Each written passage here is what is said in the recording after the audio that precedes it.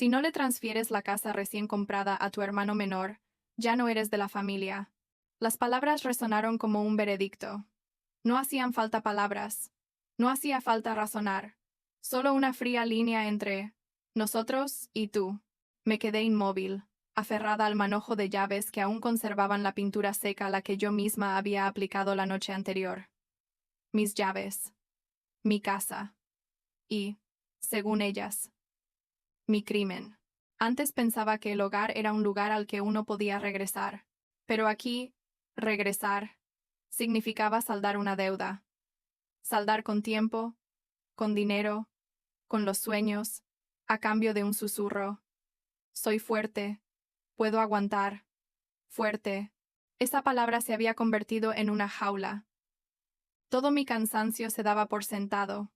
Toda la torpeza de mi hermano se llamaba puntos sensibles que necesitan apoyo.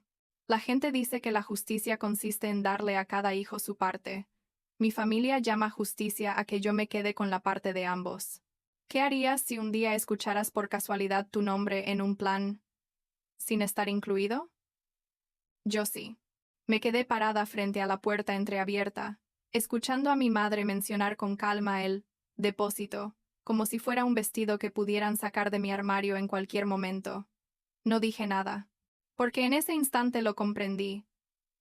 Para ellos, yo no era una persona a la que pedirle nada, sino un recurso que distribuir.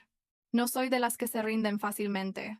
Hace 10 años, me fui de casa con unas monedas sueltas y la ingenua creencia de que el trabajo duro podía reemplazar el amor. Estaba equivocada. El trabajo duro me ayudó a sobrevivir. El amor, cuando no venía de casa, tuve que aprender a dármelo a mí misma. Cada turno, cada corte de pelo impecable, cada cliente que regresaba, era un paso más en el camino para salir de la sombra familiar. No me quebré ni siquiera cuando estaba agotada, pero sí me resquebrajé. Esas grietas se extendieron a mi silencio, donde aprendí a contenerme, a no molestar, a desaparecer de mi propia historia, para que la historia de mi hermano pudiera fluir sin problemas. La primera vez que tuve las llaves de la casa en mis manos, creí haber escapado. De hecho, apenas había tocado la puerta. Lo que me esperaba al otro lado fue algo inesperado. Una tormenta cuidadosamente planeada. Llamadas frenéticas, lágrimas calculadas, amenazas preparadas. Cuando las lágrimas no surtieron efecto, recurrieron a acciones legales. Cuando la persuasión no funcionó, recurrieron a los insultos. En ese juego, tuve que decidir, o renunciar a la casa a cambio del título de buen hijo, o seguir adelante solo y ser tachado de ingrato. Elegí hacerlo, no porque me guste estar sola, sino porque, por primera vez, quería estar sola. Quería saber si nadie me abría la puerta, podría aprender a girar la cerradura yo misma. Esta historia no pretende demostrar que yo tengo razón y ellos no. Es la historia de una persona que creció en silencio, traicionada por el deber y obligada a madurar por los límites impuestos. Desde el shock de escuchar a escondidas tras la puerta de la oficina, hasta el ultimátum de elegir casa o elegir familia, pasando por el día en que mi hermano menor se plantó en el porche pidiendo quedarse. Cada obstáculo me empujó un paso más allá, del miedo a la calma, de la deuda emocional, a la libertad personal. Y si nos ven desde Madrid, Ciudad de México, Bogotá o cualquier otra ciudad, se darán cuenta. La historia del niño que carga y del niño mimado no conoce fronteras. Se reduce a una pregunta. ¿Qué haces cuando la petición de sacrificio de otra persona llega justo al otro lado de tu frontera? No te prometo un final perfecto. Solo te prometo 3 clímax suficientes para que te veas reflejado en algún punto entre los momentos en que respiro hondo y digo, no. El momento en que se descubrió la conspiración, ultimátum convertido en demanda, y los golpes en la puerta pidiendo un lugar donde dormir durante 2 semanas, tocaron la línea final. Aquí comienza todo. Antes de adentrarnos en mi infancia privilegiada, antes de desvelar mis recuerdos dolorosos y mis largas y arduas noches de trabajo, quiero que recuerden una imagen, el manojo de llaves que tengo en la mano. Esa pequeña llave nos acompañará a lo largo de la historia, desde la llave de la responsabilidad hasta la de la independencia, pasando por la de la libertad. Y ahora retrocedamos un paso, al punto de partida. Cómo la persona fuerte en mi hogar se convirtió en una jaula invisible. Crecí en una casa donde el amor no se repartía equitativamente entre todos los hijos. La balanza se inclinaba hacia el hermano menor. Nadie decía, tenemos un hijo favorito en esta casa, pero cada pequeño detalle lo dejaba claro. Ella tenía 12 años y una computadora portátil nuevecita, plateada y brillante, aún con olor a plástico. Yo tenía 15. Limpiaba mesas en un restaurante los fines de semana. Ahorraba mis propinas cada noche, sumando y restando una y otra vez antes de atreverme a comprar una usada.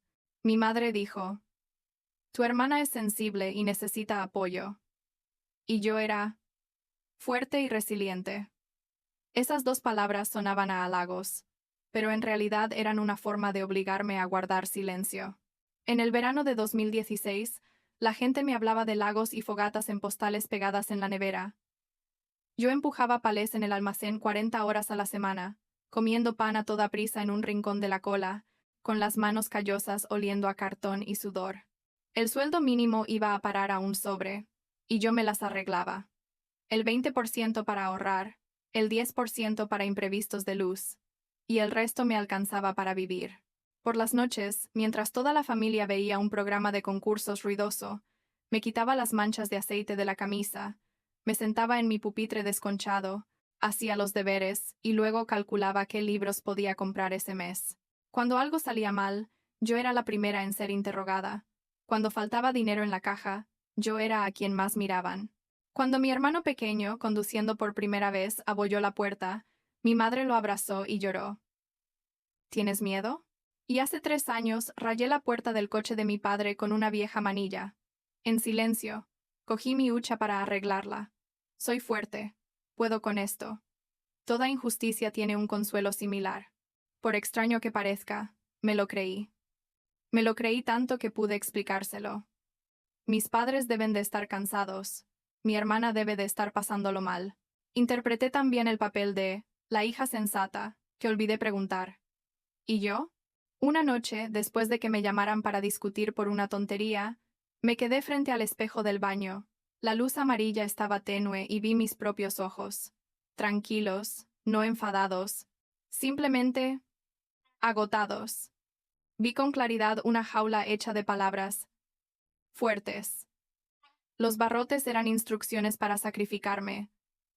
Las bisagras eran expectativas. El candado era la culpa de decir no. La jaula era tan estrecha que aprendí el arte de desaparecer. Convertir mi alegría en algo insignificante.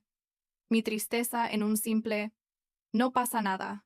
Me convertí en la sombra que guiaba a la familia sin problemas, limpiando primero el desorden, luego las palabras. Cuando los profesores elogiaban mis notas, mi madre se reía. El hijo de mi hermana es igualito. Cuando elogiaban a mi hermano por completar una pequeña tarea, toda la familia celebraba una fiesta. Comprendí el mensaje. Mi éxito era natural. Su esfuerzo, extraordinario. No me rebelé. Simplemente fui a trabajar en silencio. Ahorré hasta el último centavo. Y aprendí a valerme por mí misma, antes de esperar a que alguien más me rescatara. Ser fuerte. Me enseñó a sobrevivir, pero también me quitó el derecho a ser débil. Una vez intenté llorar. Aquella vez, dije que estaba cansada. Mamá me acarició la mano. No llores demasiado. Tenemos mucho trabajo que hacer en casa. Me sequé las lágrimas antes de que cayeran. La siguiente vez, no dije nada. Hay llaves que solo se consiguen forjándolas uno mismo. A los 17, la llave del trastero me hizo sentir que tenía un lugar, aunque solo fuera un pequeño compartimento. A los 18, la llave de mi primera habitación alquilada, la cerradura estaba atascada. La puerta era de papel, pero fue la primera barrera que erigí entre yo y cualquier reclamación. Cada llave nueva era un trozo de metal que arrancaba de la vieja jaula. Entiendo por qué no me eligieron para ser la protegida. Es difícil proteger a alguien que no se está quieto. Voy, trabajo, ahorro. Y la jaula de la fuerza me recuerda constantemente. No preguntes, no te quejes, no te enredes. A veces pensaba, vivamos así, una vida tranquila y dentro de lo esperado, sin molestar a nadie. Pero entonces surge otra pregunta, pequeña pero persistente. Si no me elijo a mí misma, ¿quién lo hará? A partir de ese momento, todo cambió. Empecé a adquirir habilidades poco a poco, cortar el pelo a mis compañeros, teñir el de mi vecina, aprender a concertar citas, a llevar la contabilidad, a saludar. Me di cuenta de que podía convertir unas manos cansadas en una profesión, transformar números en bruto en planes. Nadie me dio un mapa. Lo tracé yo misma, con una regla temblorosa pero decidida. Y a medida que el mapa se aclaraba, divisé un objetivo en el extremo opuesto. Una puerta con un candado brillante. La casa. Pero antes de poder tocarla, debía crear una base sólida. Un pequeño salón, unas cuantas sillas, una agenda lo suficientemente ocupada como para aliviar mis preocupaciones por el alquiler. Desde esa jaula fuerte, aprendí a forjar una llave. Con esa llave, imaginé una nueva puerta. Aquí va. ¿Cómo convertí la preocupación en un salón rentable?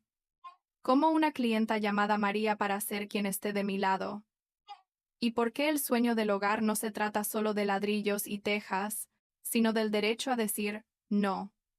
Porque para abrir esa puerta, tuve que aprender durante mucho tiempo y dolorosamente a evitar que me temblara la mano al insertar la llave. Mi salón empezó con 4 sillas y una libreta de tapa dura. El primer mes, 18 clientes. El sexto, 146. La tasa de reservas repetidas pasó del 42% al 58%. Mi margen de beneficio, ya de por sí mínimo, aumentó del 9% al 17% porque aprendí a fijar precios en función del valor, no de la culpa. Me dedicaba a peinar, pero en realidad estaba aprendiendo el lenguaje de los números, un idioma extranjero para la niña a la que le habían dicho, no lo pidas. Por la tarde, después de fregar los suelos y eliminar el olor a productos químicos, me siento en recepción y abro mi libreta. Una columna es de ingresos, otra de gastos y la tercera de ajustes. Marzo. Averías de la secadora. Negativo 1.200 euros. Mayo. Temporada de bodas. Más 2.700 euros. Añado otra columna. Futuro. Una transferencia fija de 450 euros a mi cuenta de ahorros cada semana. Sin excepciones. Ni siquiera en los días de lluvia, cuando no hay clientes, ni siquiera después de pagar el aumento del precio de los tintes. Cada 450 euros es un ladrillo en el sueño de la azotea. María, mi profesora de literatura y clienta habitual, se convirtió en la única persona capaz de ver tanto el enredo como la hoja de cálculo de Excel en mi cabeza. Lo estás haciendo bien, me dijo. Pero no dejes que la culpa determine el valor de tu trabajo. Fue como un peine fino desenredando un nudo. Empecé a citar con calma, sin disculparme tanto por mi competencia. Y los números me hicieron caso. La casa de mis sueños fue tomando forma poco a poco. No era una villa, simplemente una casa de 2 habitaciones, una cocina soleada y un jardín lo suficientemente grande como para cultivar algunas plantas de romero. Me fijé un objetivo claro. Precio objetivo 300.000 euros. Entrada del 20%, 60.000 euros. Además, hice una lista de gastos ocultos a modo de prueba. Impuesto sobre bienes inmuebles estimado entre el 0,7% y el 1% anual, seguro de hogar entre 600 y 900 euros anuales, mantenimiento promedio del 1% del valor de la vivienda al año, tasación, notaría y gastos de documentación entre el 3% y el 4%. Escribí en letras grandes en la parte superior de la página: que tu primera casa no se convierta en tu primera atadura. El camino no es recto. Hubo una semana en que los clientes cancelaron 4 citas por rumores infundados del otro bando, llamándome desagradable y fría. Aún así, seguí abriendo la puerta. Seguí preguntando: ¿cómo quieres sentirte al levantarte? La única pregunta que no me atreví a hacer fue: ¿cuándo tendré suficiente? Por la noche, con el zumbido del esterilizador en marcha, repetía la fórmula. Si seguía ahorrando 1.800 euros al mes, en 6 trimestres alcanzaría los 60.000 euros. Si aumentaba la tasa de reservas al 62%, podría alcanzarla 3 meses antes. Si Sí, fui a ver casas como si estuviera viendo otra versión de mí misma. 14 en total. Había ventanas orientadas al oeste, calurosas por la tarde. Había suelos bonitos pero cimientos hundidos. Había casas silenciosas, frías, como una promesa vacía. Llevaba 3 criterios anotados: seguridad, transporte y ruido. Añadí: ¿qué se siente al dejar las llaves sobre la mesa de la cocina? ¿Se me acelera el corazón? Una vez, una casa casi me convenció. El precio era bueno, la cocina era muy soleada y el patio trasero lo suficientemente grande para una mesa de madera. Pero al sumar los gastos ocultos, supe que estaba a punto de endeudarme hasta las cejas con la hipoteca. Esa noche, puse la mano sobre la libreta de ahorros y sentí un orgullo silencioso. Había aprendido a decir no a un sueño precipitado. La madurez consiste en aprender a posponer la recompensa sin atormentarse. En el salón, tengo un cartelito que dice: gracias por esperar. Para las clientas es una cortesía. Para mí, un recordatorio. Esperar a que el tinte se fije bien. Esperar a que la herida deje de doler. Esperar a ahorrar lo suficiente para que nadie me saque de casa con una factura inesperada. Cada vez que una clienta regresa, María me guiña un ojo. ¿Ves? Los números agradecen a la gente que no tiene prisa. Cuando mis ahorros alcanzaron los 60.000 euros, no los celebré. Abrí otro documento. Plan de emergencia postcompra. 3 meses de gastos de manutención más vivienda. Una lista de mecánicos de confianza. Un presupuesto para reparaciones básicas durante los primeros 90 días. Quería que la nueva puerta se abriera con un suave giro de la cerradura, no con una patada de pánico. Mi familia sabía que estaba buscando casa. En cada cena me preguntaban: ¿sigues ahorrando? Pero cuando hablaba de impuestos o gastos notariales, apartaban la mirada y se dirigían rápidamente a mi hermano menor. Le cuesta encontrar casa. Necesita su propio espacio para desarrollarse. Asentía, dando por terminada la historia sobre mí para dar paso a otra queja. No veía ninguna señal de ello. Solo percibía la tenue niebla de un plan del que no era responsable. Todo sueño tiene quienes lo apoyan y quienes quieren seguir apoyándolo, dijo María. Me reí, pensando que bromeaba. No sabía que estaba muy cerca de otra puerta, no la de nuestra casa, sino la del despacho de mi padre, tras la cual había palabras que cambiarían mi vida por completo. Y entonces llegó el día. Una tarde tranquila en la peluquería, cerré mis libros y me tomé un respiro para pasar por casa de mis padres. No imaginaba que, en cuestión de minutos, las palabras entrada resonarían de tal manera que mi mano, la mano que aún creía tener suficientes llaves, empezaría a temblar ligeramente. Vamos a cruzar esa puerta ahora. Llevé los papeles de impuestos a casa de mis padres como cada año, la pulcra costumbre de un hijo fuerte. La puerta estaba entreabierta, el pasillo relucía. El olor a madera pulida se mezclaba con el de la tinta y el papel. Estaba a punto de dejar los papeles en la mesa de la cocina e irme, pero la voz de mi madre se coló por la rendija de la puerta desde su despacho. El mes que viene está bien. El mes que viene está bien. El apartamento de la calle Maple está disponible. Tiene suficiente dinero para la fianza. Me quedé allí atónita. Papá preguntó con calma: ¿lo ha visto? 3 veces. 2 habitaciones, jardín tranquilo. Justo lo que necesita para instalarse. Lo entenderá. Siempre ha sido sensata. ¿Por qué eso aquí suena más a cuenta bancaria que a persona? Me pregunté, pero tenía la garganta seca. Retrocedí de la puerta, caminando tan silenciosamente como un ladrón en mi propia casa. En la repisa del pasillo, una vieja postal seguía prendida, una foto de una fogata en Colorado. Entonces estaba en la cámara frigorífica. Ahora estaban avivando otra llama. Con los ahorros de 10 años. Dejé los documentos fiscales sobre la consola, salí de casa y cerré la puerta con cuidado. En el coche, me temblaban las manos y las llaves tintineaban. Conté 10 respiraciones para calmarme, pero no lo conseguí. Lo que oí no fue una petición. Fue una resolución familiar, aprobada en ausencia. Esa noche, me senté en mi sillón del sofá, el mismo que había usado para escuchar las historias de los demás, y por fin, escuché la mía. Los números que había estado anotando durante los últimos 2 años no estaban destinados a estar en el escritorio de nadie. Las llaves que había forjado con tanto esfuerzo no estaban destinadas a alguien que nunca había aprendido a usar una cerradura. Reviso el anuncio de nuevo. No hay ninguna en Maple Street. Otra, la que había marcado con letra pequeña. Aquí se me acelera el corazón. Llamo. Son las 9 de la mañana. Entro en la cocina. Dejo las llaves en la encimera. Lo sé. No hace falta dar explicaciones. Quiero dejar una señal. Durante los siguientes 30 días, mi vida se resumió en 3 verbos. Firmar, mudarme, mudarme. Firmé el contrato sin llevar a ningún familiar. Transferí el dinero como si me arrancara hasta los huesos doloroso, pero justificado. Me mudé a la casa que aún olía a yeso. Pinté el cabecero de mi cama de mi propio color. Planté 3 ramitas de romero en el alféizar.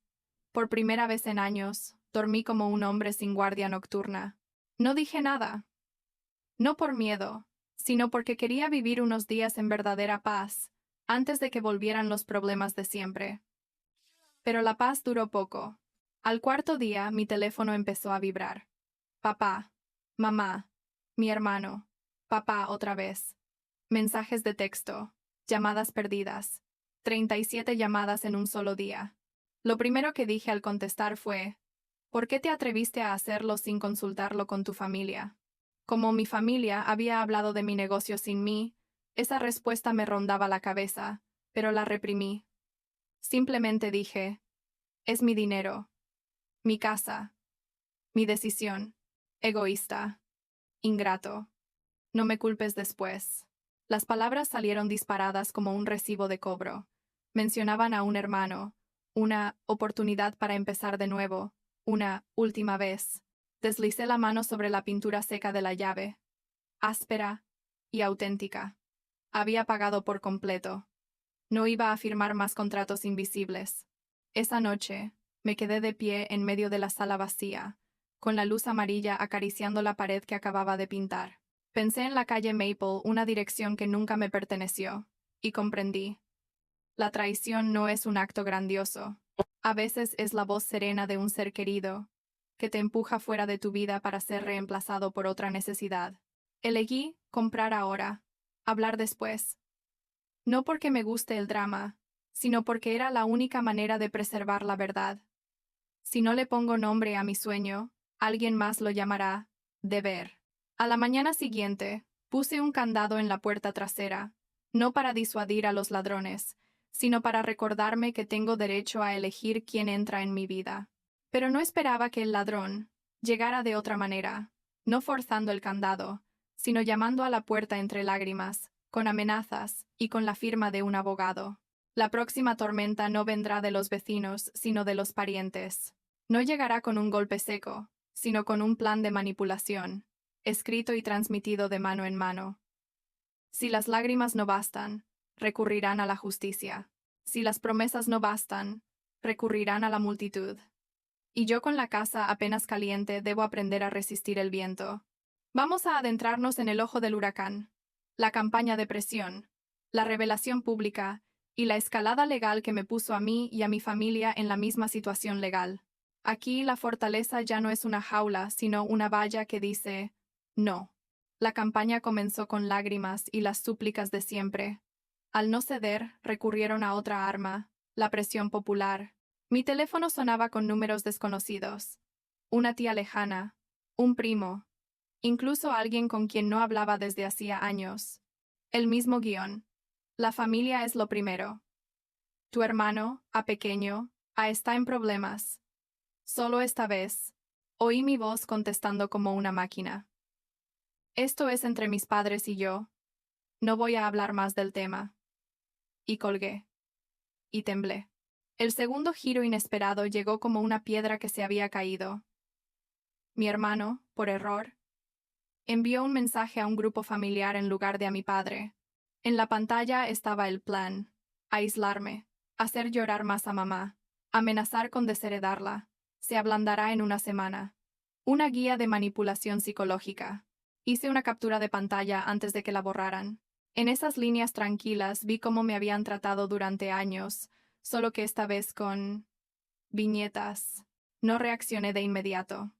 2 días después, recibí un enlace solicitando dinero para comprar una casa para un joven que lucha por salir adelante. La foto de portada era la cara de mi hermano. La historia carecía de contexto. No mencionaba trabajos abandonados, ni facturas que yo hubiera pagado por él, ni planes para gastar mi dinero. Supe entonces que, si guardaba silencio, la verdad sería manipulada como un corte de pelo torcido que intentaban etiquetar como perfecto. Publiqué las capturas de pantalla públicamente sin odio, solo una frase. La verdad debería ser suficiente para que cada quien elija su propio bando. Los comentarios no se hicieron esperar. Algunos pidieron permiso para retirar sus aportaciones. Unos pocos contaron sus propias historias sobre la carga de la crianza de los hijos. No estaba contenta, simplemente sentí que, por una vez, era justo. Pero las lágrimas y la multitud eran solo el preludio. El tercer giro argumental llegó por correo urgente. Una notificación de demanda. Daños emocionales. Daños a la relación. Exigiendo una indemnización equivalente al valor de la casa. Mi abogado la leyó, sonrió con desdén, y luego dijo con calma: tienen derecho a demandar. Pediremos que se desestime. Asentí, pero me sudaban las manos. Conocía la nueva estrategia. Si no conseguían un certificado de culpabilidad, intentarían obtener un certificado de agotamiento.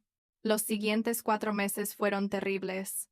Los honorarios acumulados de los abogados oscilaron entre 12.000 y 18.000 euros. 2 de los 3 cargos fueron desestimados en la primera instancia. Un tercer cargo, débil pero aún vigente, permaneció. Mientras tanto, algunos de mis clientes desaparecieron silenciosamente, conocidos de mi madre. Una noche, sentado frente al presupuesto, por primera vez pensé en vender la casa para frenar el agotamiento. Toqué fondo. Cogí el teléfono y llamé a María. No intentó convencerme. Me dijo: el pelo quemado no se arregla con aceite. Córtalo. Lo entendí. Cortar esa relación tóxica de mi bolsillo y de mi corazón. A la mañana siguiente, envié una carta. Cese y desista. Por todos los contactos que usaban para acosar. El silencio volvió, denso y limpio como una toalla nueva. Al 5.º mes, la otra parte propuso una negociación. Yo pagaba 20.000 euros y ellos retiraban la demanda. Me reí. Mi abogado hizo una contraoferta. Desistimiento total con revocación, sin contrademanda. Un reconocimiento por escrito, y si era posible, honorarios. Dudaron. Finalmente hicieron una concesión a medias. Desistimiento y reconocimiento sin honorarios. Acepté. No porque estuviera cansado, sino porque tenía lo que necesitaba. Una sentencia firme y un límite claro. El día que se cerró el caso, volví a casa y dejé las llaves sobre la mesa, como un pequeño ritual. Sin aspavientos. Simplemente, el aliento de vuelta a su legítimo dueño. El clímax se desvaneció allí. Pero la historia no había terminado. Tras la tormenta legal, llegó una orilla extraña. Un silencio tan profundo que se podía oír uno mismo. Aproveché el silencio para terminar de pintar los marcos de las ventanas, deshacerme de ropa vieja y aprender a no revisar el teléfono cada 5 minutos. Pensé que ahí terminaba todo. Hasta que una mañana de sábado, mientras tomaba café en el porche, mi hermano apareció al final del camino, más delgado, con los ojos oscuros. Hermana, ¿puedo quedarme contigo 2 semanas? Esa pregunta más pequeña que las grandes olas, pero exactamente la última línea esperó mi respuesta. Y ahí es donde iremos a continuación. Nueva frontera. Rechazar la ayuda pero sin dejar que nadie se hunda. Elegir ayudar de una manera que no fomente la dependencia.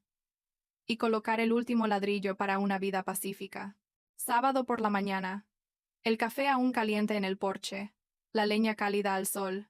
Su hermano estaba de pie al inicio del sendero más delgado, con la mirada perdida frotándose las manos como si intentara ahuyentar un frío inusual. ¿Puedo quedarme contigo 2 semanas? La pregunta cayó entre nosotros como una piedra en un estanque. Reactivó un sinfín de viejos círculos.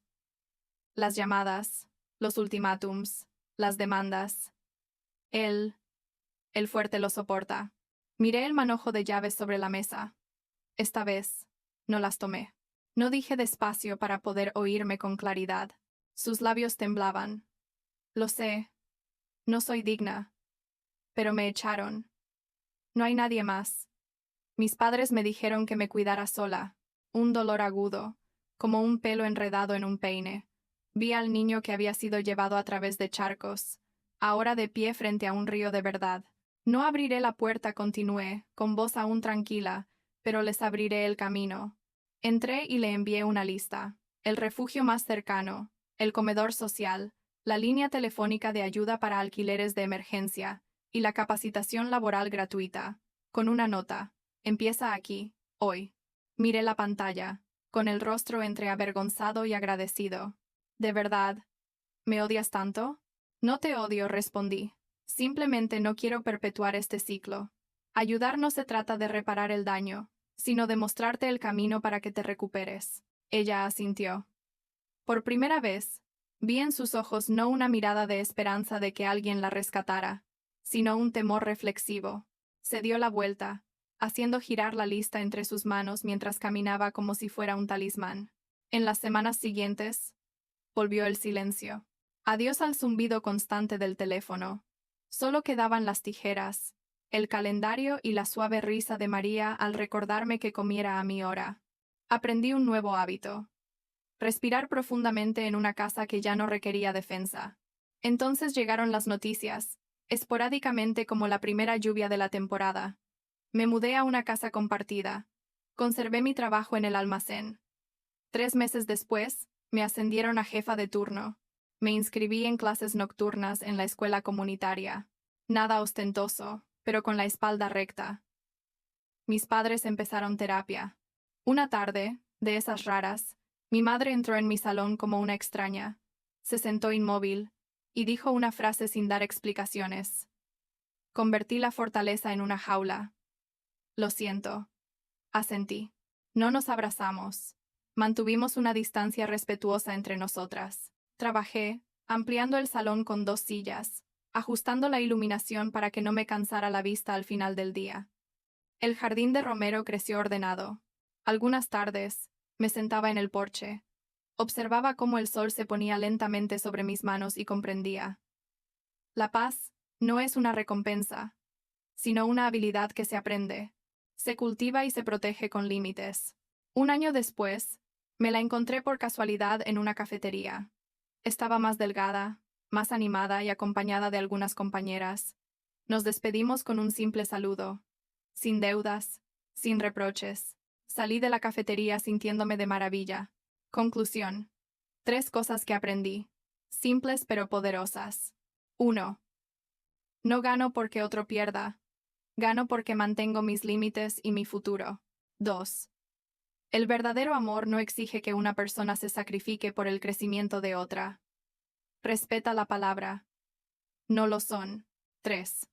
Amar a alguien no significa cargar con sus problemas. A veces, amar significa mostrarle el camino y dejar que siga su propio camino. Si nos ves desde Madrid, Ciudad de México, Bogotá o cualquier lugar donde haya tejados y llaves esperando a ser abiertas, quiero preguntarte, ¿alguna vez te han etiquetado como fuerte y has tenido que cargar con algo que no te pertenecía? Comparte tu historia en los comentarios. ¿Alguna vez que pusiste límites o alguna vez que te hubiera gustado hacerlo? En el próximo video, elegiré 5 historias y las analizaré contigo. ¿Cómo decir no sin sentir culpa? ¿Cuándo ayudar? ¿Cuándo ser indulgente? ¿Y cómo lograr que la paz deje de ser una deuda? Las llaves siguen ahí, frías en mi mano. Pero esta vez, no las uso para dejar entrar a nadie y que decida por mí. Las uso para guardar bajo llave lo que ya no me sirve y abrir lo que sí. La paz entonces no es cuestión de suerte, es una elección diaria.